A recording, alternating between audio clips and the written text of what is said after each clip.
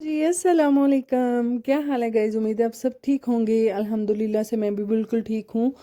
तो जी है, बातें तो बाद में करेंगे, चलते हैं जी अपने काम की तरफ। तो सबसे पहले आज हम जो हैं बना रहे हैं चटनी किश्ते, जो कि सूखी खुबानी होती है उसके बने होते हैं उनकी, और साथ में इमली की। और वो क्यों बना रहे हैं, किसी की फरमाइश पे बना रहे हैं। खैर से मेरी एक बांजी है जो कि मेरे व्लॉग्स में मुझे ये वाली चटनी खाते हुए देख के तो उसने बोला कि हाला जान हमें भी बनाकर भेजें। तो वो क्यों भेजें, उसकी जो मामा हैं मेरी बड़ी आपी, वो खैर खुद बना लेती हैं इस तरह की चीज़ों में। वो मेरे से ज़्यादा एक्सपर्ट हैं। बहरहाल आजकल उनकी कुछ तबीयत इतनी खास ठीक नहीं है, तो वो इसलिए उन्होंने बोला कि तुम बना के भेज दो। तो मैं उन्हीं के लिए बना रही थी तो पहले मैंने इनको भिगो दिया, फिर सब कुछ चीनी नमक मिर्च जो जो डालना था डाल के, तो मैंने शाम में ही उनको जो था वो एक दफ़ा पका लिया था सब कुछ। और सुबह जी, हाँ, हर घर में ये मसले होते हैं, तो हमारे घर में भी जाहिर सी बात है। तो गैस हमारी जो थी वो ख़त्म हो गई थी, है बिल्कुल भी नहीं ख़त्म हुई थी। बच्चों को जो नाश्ता था वो मैंने अंदर ही बना के दिया था चूल्हे पे ही। तो एहतियात के तौर पर मैंने जी ये वाला हमने चूल्हा लिया हुआ है, और ये मैंने इसमें आग लगाई। और आग लगाने के बाद मैंने सबसे पहले जो है इसके ऊपर मैंने चटनी रखी। और इस चूल्हे का जी हमें फ़ायदा भी बहुत ज़्यादा है। और एक दफ़ा अगर इसको यूज़ करने के इस्तेमाल अगर हमें नहीं आते तो इसका नुकसान भी बहुत ज़्यादा है, क्योंकि मैं मुझे हाथ लग चुके हुए हैं। अगर इस चूल्हे के ऊपर पकते पकते कोई चीज़ उबल के इसके अंदर जा गिरे तो ये अच्छा हादसा जिसे कह लें, एक आग भड़क जाती है और एक धमाका ही कह लें। तो खैर, हाँ, एहतियात करनी चाहिए। मैं तो जब भी इसके पास जाती हूँ या इसको चलाती हूँ तो पानी का जी दूर दूर से इससे कोई मामला नहीं होता। और बच्चे तैयार थे और अली का अभी तक भी पाँव नहीं ठीक हुआ, तो वो चप्पल में ही जा रहा है।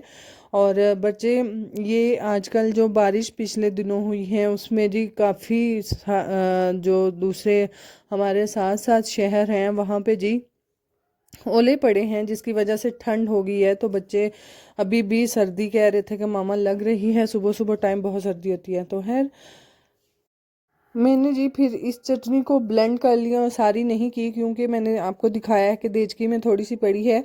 तो कहीं कहीं अगर बड़ा कुछ अंदर आ जाए, यानी कि पल्प कह लें या फिर किश्ते कह लें, वो अगर आ जाएं तो मज़ा आता है।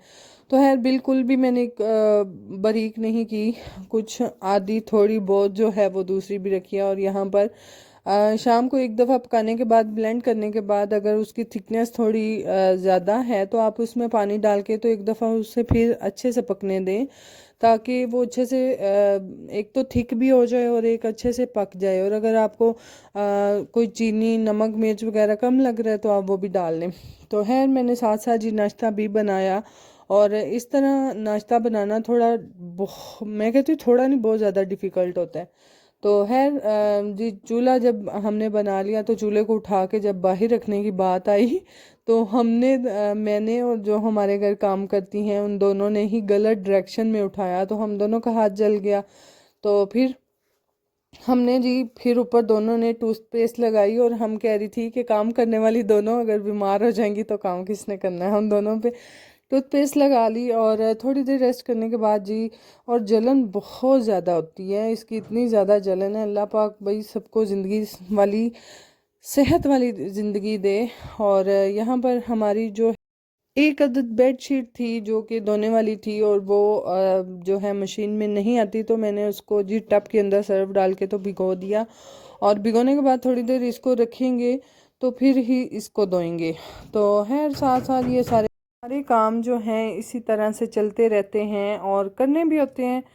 तो फिर जी हम ऊपर से आए नीचे, काम शाम सारे ख़त्म करके अपने जितने भी हमारे काम ख़त्म करने के बाद जी हम आ गए नीचे। और नीचे इसलिए आए क्योंकि ये जो हमारा एक जिसे कह लें कंटेनर है दाने सेव करने वाला, तो इसमें जी है दाने तो बहुत कम थे।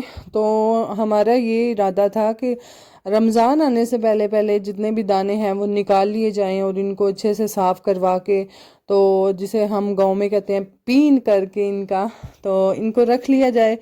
ताकि रमज़ान में इतनी कोई मुश्किल ना हो, क्योंकि ये बहुत ज़्यादा गंदे हैं, ये घर में साफ़ नहीं होते, बस धोने से ही साफ़ होते हैं। तो धोने वाला आजकल तो खैर इतनी ज़्यादा बहुत तेज़ वाली धूप नहीं है तो ये सूखते नहीं हैं, तो इसलिए मशीन से करवाते हैं जी हम साफ़। गाइस ये हम पकड़ के खड़े हैं, फा पड़ा हुआ है हमें दाने डालने का। आप देख सकते हैं, हमने कहा कि रमज़ान से पहले पहले हम दाने सारे निकाल लें। हमारा पड़ोला भी वगना अब बंद हो गया है। गाइस आप देख सकते हैं, वो कहते हैं ना खाद्य तो खूब ही खा के तो देने, हमने पड़ोला दानों का खा दिया ना। बस तू पात रोड़े बिच। तो हमारी जब तक गंदम बन जाएगी ना, पक जाएगी, उतनी देर में ये हमें दाने काफ़ी हैं। ये हमने सारे ही खा के खुद नहीं मकाए, हमारी भैंसें भी खाती हैं, उनको भी हम वंडा दिला के पाते हैं। आप देख सकते हैं कि जिस तरह बहुत ज़्यादा धूल पड़ गई है हमारी पेटियों के ऊपर, फिर भी हमने हर एक पेटी के ऊपर एक एक मोम दिया हुआ है। तो ये सारी धूल इन दानों के अंदर से निकलती है। और अब हम इस पड़ोले को बाहर शिफ्ट करने लगे, क्योंकि ये काफ़ी काम ख़राब करता है। काम नहीं खराब कर देता, नहीं खराब। हाँ, तो अभी तक हम अपना शोकेस रखेंगे जो वो बाहर पड़ा हुआ है, उसमें बर्तन लगाएंगे। हमारा कैमरा भी कोई इतना साफ नहीं इधर दिखा रहा, क्योंकि बहुत ज़्यादा धूल उड़ रही है। ये हमने अंदर जहर वाली पोटलियाँ रखी हैं गाइस, क्योंकि दानों को जो है सुसरी ना लगे, दूसरी ना लगे।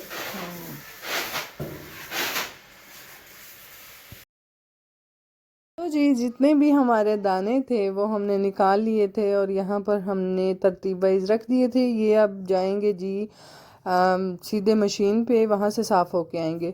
तो फजर यहाँ बैठी जी तंग कर रही थी, और कुछ हमने लाए थे जी, कपड़ा लाया था बाज़ार से, तो वो हम सिलाई करके तो उसके पर्दे बना रहे हैं, ताकि हम रमज़ान आने से पहले पहले अपने बरामदे में पर्दे भी लगा लें, जो कि हमारे यहाँ पर जो ब्लैक लगे हुए ना पर्दे, इनको हटा दिया जाए और ये वाले लगाएं।